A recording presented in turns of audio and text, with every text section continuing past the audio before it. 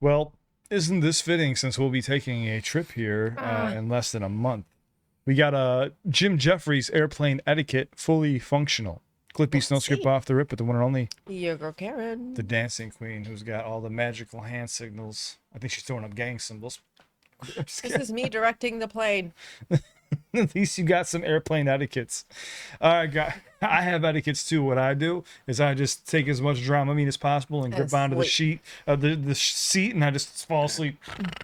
All right, here we go. Jim Jefferies airplane etiquette. What does Jim? So remember, he covered the guns, and then also the MD sucker. Yes. Okay, so just so I remember that part. He was resinking. Go subscribe. Please show love Jim Jefferies. Let's go. What do we got?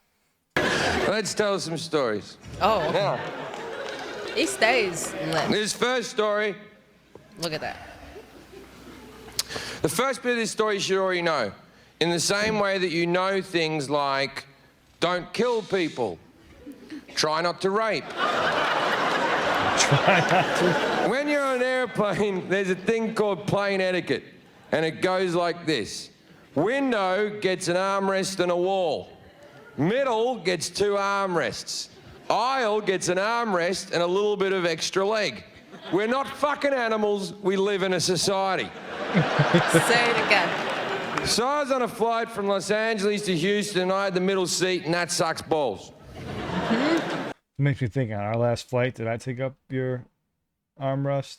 You're okay because you're my person, but like when you're in a row full of strangers, I just don't remember if I took it up because I fell asleep. or the real people who are like real A's, and then they like leave the middle seat empty. Say real A's? For somebody else to take the middle seat, so they could be comfortable. Ah, I see what you're saying. Okay, you probably held my hand They're when like, I fell asleep. I don't care about having a stranger in between because I'm gonna take their armrest and I'm gonna take their leg space and I'm gonna take everything. They're dicks. Let's go. So I'm sitting there with 2 armrests. Next to me is a petite young lady. She's doing her job, armrest wall. I'm in the middle, 2 armrests. Sitting next to me here is a great big black man who's as gay as the day is long. He sits down next to me and we do the niceties. Hello, hello.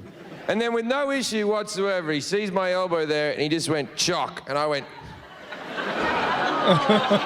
No, I'm pretty upset, but he's a big fucking guy and it's a long flight, so there's no need to get into an argument. So I have that argument that you have in your head where the other person doesn't know you're having an argument. Where you're like, you're a fucking asshole. And if you said this, then I would say, well, good sir, I think you're mistaken, right? So I sit there festering for like 45 minutes, and eventually the air stewardess comes with a drink cart. Now, why I'm on air stewardesses, right? Whenever you watch a movie set in the 60s and they show air stewardesses, or an old TV show, they'd show like Pam Am or something, they always depict air stewardesses as these hot young things with a pillbox hat and a little bun and big tits and a small waist and holding a bag going, like that. I don't think any of those women have retired. This thing was just being propped up by the drink cart. 50 years of recycled air had made her skin drip off her skull like the end of Raiders of the Lost Ark. She comes up, the guy reaches over for his drink and his pretzels, armrest open, bang! I'm back in. Yeah. And I'm not fucking going anywhere either. He puts all of his things down in his tray and he goes to put his elbow back, but he fucking can't, can he? He can't, because there's a wall there called Jim Jefferies and he can't fucking move it, right? And he's... A wall called Jim Jefferies. I stand with Jim Jefferies. I like that line. There's a wall called fucking Jim Jefferies. Pushing, he's pushing, and I'm acting like I can't feel it, like this, but casual like.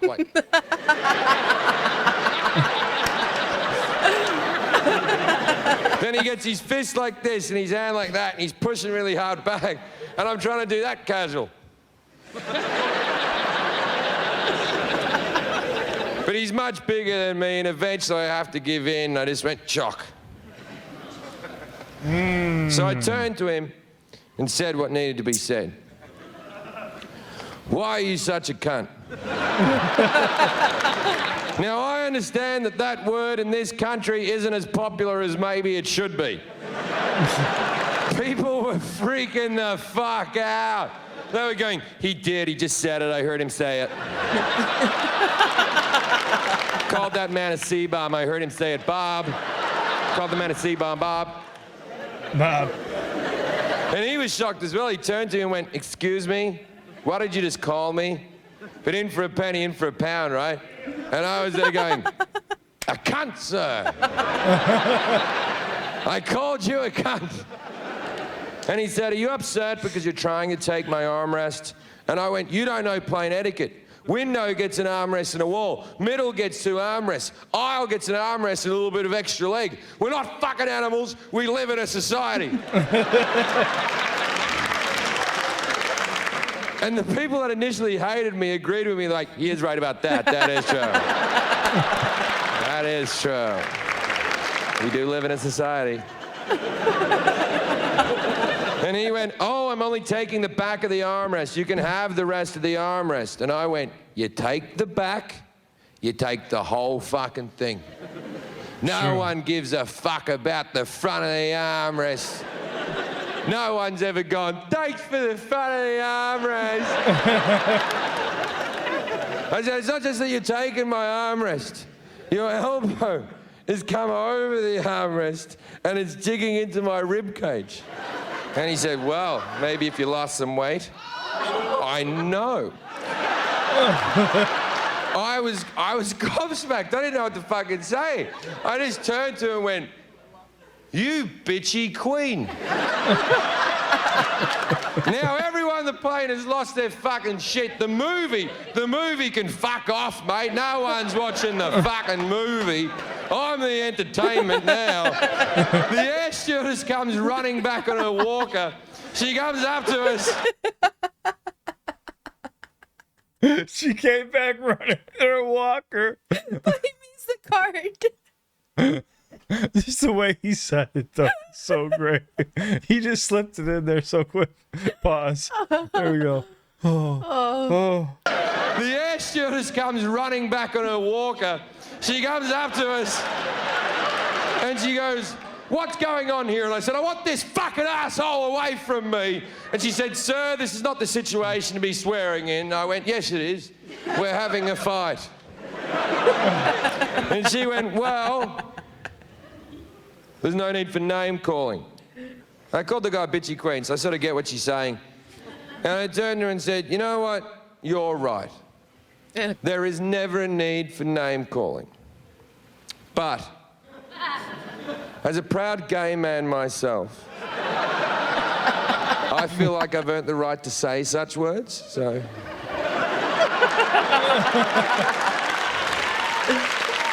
The way he crossed his legs and got extra... Proper? Extra proper. Extra zesty. She apologized. The gay guy knows I'm fucking lying. He's fagging the fuck out, just...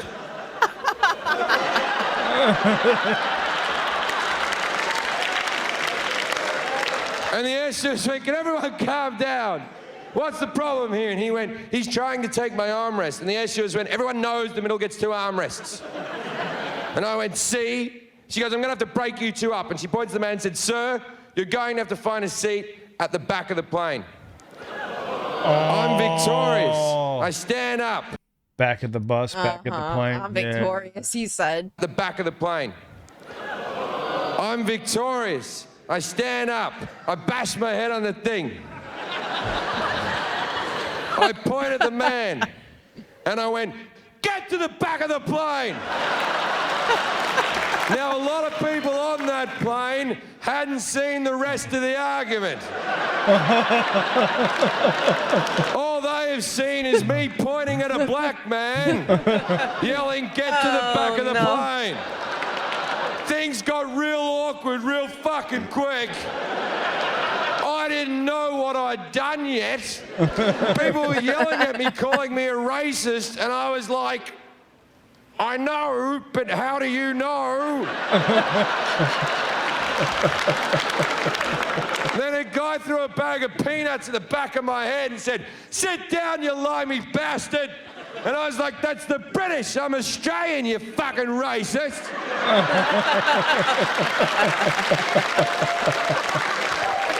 Which would have made a lot of sense if being British or Australian was a race and not a nationality. But at that stage, I was clutching at straws, really. So I go sit back down in his old chair. We got the empty seat between us. Me and the girl pounded out. Now, later on the flight, I'm walking up the back of the plane to the toilet. And I want to see the guy, because I want to go. And I get all the way to the back of the plane. I don't see him anywhere. I'm about to go in the toilet, and then I see his leg around the corner. There were no more seats. This is a full flight.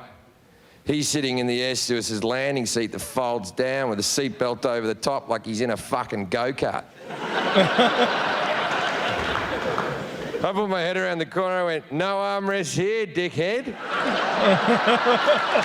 And the air stewardess went, "You get back to your seat." And I ran away like a child, like.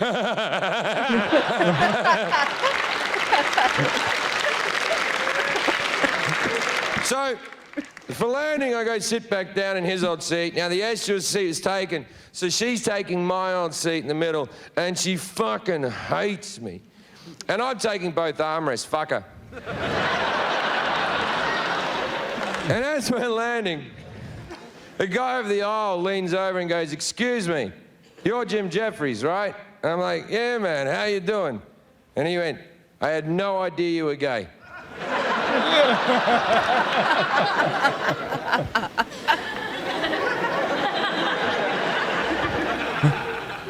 Fucking yeah, man.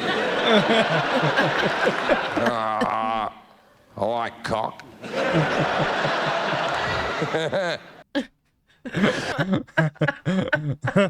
He leaned into it like, I gotta go all in now. I gotta do it now. Oh, dude, the back of my neck is sweating. It's crazy because being on an airplane is stressful enough, but then when you're dealing with somebody that just absolutely sucks, that's why we do our priority and we make sure we get our seats, and we are in lockstep. Wait, what's it called? Lockstep. I said lockstep. Lopstep. I'm so tired. We're just in it. Yeah, we're in our seats. We're in it, and she's drugging me with Dramamine. Because I haven't been on a plane in a while, and then like last year when we got on a plane, I didn't realize I got motion sickness out of nowhere, and I was trying to watch a movie. I think I was watching the Peaky Blinders, and as I was watching it, I'm like, these faces shouldn't be wobbling, and I was like, I don't feel good. I put the phone away, and I'm like looking down the aisle, and everything's kind of shifting along with like people. It's like a wavy screen, and I'm like, babe. What's that stuff? What was the stuff you were taking? She was like, Dramamine. I'm like, does it help with motion sickness? She was like, yeah, this is what I take when I go on boats and airplanes. I was like, let me get some. I didn't know it made you drowsy. I popped them. We were only like an hour and a half away from Vegas. Next thing I know, I was asleep. I was out. Next thing I know, I feel the landing. I'm like, what's going on here? That was crazy. All up in my armrest. Oh my God. Let's talk about how much you drool on me. Oh, whatever. All right, guys, this was Jim Jefferies, Airplane Etiquette. Now, I want to ask you guys a question. Do you have a story of you being on an airplane dealing with an absolute terrible situation? I want to know the outcome. Karen and I will be reading the comments. I want to see if anybody has some atrocious stories out there, just some terrible experiences, or if you were the one causing a ruckus. Was it you? Was it you? It wasn't me. Let me know. We love you guys. If there's anything else you want us to check out from Jim Jefferies, we are all ears. We are looking for more comedy content while we wait for there's a big issue with like music and stuff like that, so we're still going to be diving into music, but right now we want to check out some comedy, have a little bit of fun with you guys while YouTube gets all these strikes off my channel. But thank you for rocking with us. Thank you for hanging out with us. It means the world. We wouldn't have a platform without you or amazing artists like Jim Jefferies. Is there anything you want to add, my darling? Thank you also. Yeah, thank you so much. We appreciate you, and take care of yourselves. If you ever need me, don't forget my Instagram is linked in the description down below. And yeah, if you have any suggestions, just comment as well. You'll see a video pop up right here. It's on to the next one. Take care of yourselves, and I can't wait to read your guys' story, because I know with how much we all fly, there's got to be some crazy stories. Something, yo. There's got to be some crazy stories. The only one time I have any crazy story was when I was with my dad, and I don't even know if it was on Spirit Airline. It was on some airline no one even heard of before. I don't even think it exists anymore. And it was like a plane that sat maybe 24 people. It was the worst experience of my life. We flew out from somewhere in Missouri to Orlando, Florida. And the flight there was okay. The flight back, I kid you not, I hit my head off it was this plane was going like this. The whole ride. It scared, it made me never want to be on a plane again. I don't have one of those, thankfully. All of mine have just been delays where It's always a delay. at the airport for hours. I'm like, can I just get on a plane and go sleep? Yeah, I know. Well, we're going to see, but no, I'll never forget that. I don't even think that airline exists anymore. It wasn't Spirit. It was something worse than Spirit. And I asked my dad about it as we got old. I'm like, what flight was that? He's like, I don't know. It was the cheapest ticket possible. I was like, so you risked our lives for the cheapest ticket possible? He was like, yes, I did. Sometimes What the fuck? you afford what you can afford. Hey, you do what you got to do. But yeah, I would have rather have driven. But anyways, yeah, because it put me off airplanes. I flew my entire life. Anyways, I love you guys. Stay safe. Video right here. We hope you guys enjoy. We will see you very soon. ET phone home. ET. Oh. We're out of here, guys.